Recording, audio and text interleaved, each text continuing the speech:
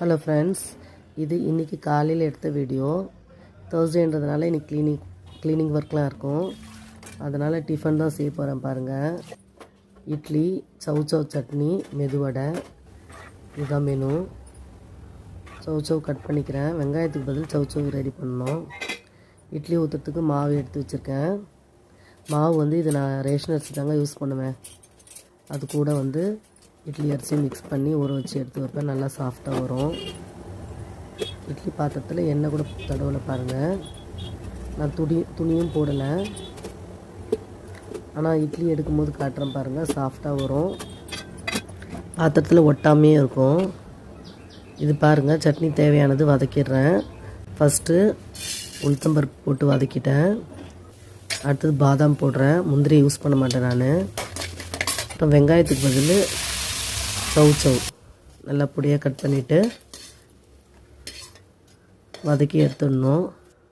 அதுலேயே தக்காளி போட்டு கொஞ்சம் கல் உப்பு போட்டு மூடி போட்டோம்னா அது நல்லா தக்காளி கரைஞ்சிரும்.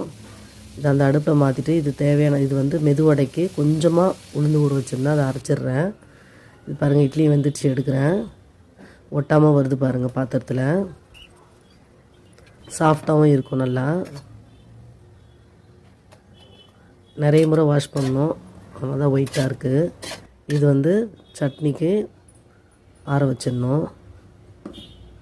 உளுந்து அரைச்சிட்டு மெதுவடைக்கு ரெடி பண்ணுறேன். உப்புத்தூள், வெங்காயம், கொஞ்சமாக இஞ்சி, கருவேப்பிலை, கொஞ்சம் பெப்பர் தூள் எல்லாம் போட்டு மிக்ஸ் பண்ணணும். மிக்ஸ் பண்ணிவிட்டு வடை போட்டு எடுக்க வேண்டியது தான். சட்னிக்கு ஆறிடுச்சு, அதையும் நான் அரைச்சிட்றேன். பாருங்கள், வடை போடுறேன். சின்ன பாத்திரம் வச்சுருக்கிறதுனால 2-3 வடை தான் போட முடியும். அது மாவும் கொஞ்சன்றதுனால தான் கொஞ்சமாக எண்ணெய் ஊற்றி யூஸ் பண்ணுறேன். ஏன்னா அந்த எண்ணெயை நான் யூஸ் பண்ண மாட்டேன். வடை ரெடி ஆகிடுச்சு பாருங்கள். சட்னிக்கு வதக்கின கடாயிலேயே கொஞ்சமாக எண்ணெய் ஊற்றி சட்னி தாளிச்சிக்கலாம். அந்த அடுப்பையும் வடை போட்டுட்டு இங்கே தாளிக்கிறேன் பாருங்கள். கடுகு, உளுத்தம்பருப்பு, கருவேப்பிலை, அதுதான் அரைச்சி வச்சுருக்க சட்னி எடுத்து ஊற்றணும்னா ரெடி ஆகிடுச்சு. எல்லோரும் சாப்பிட்டு கிளம்பி ஆயிடுச்சுங்க.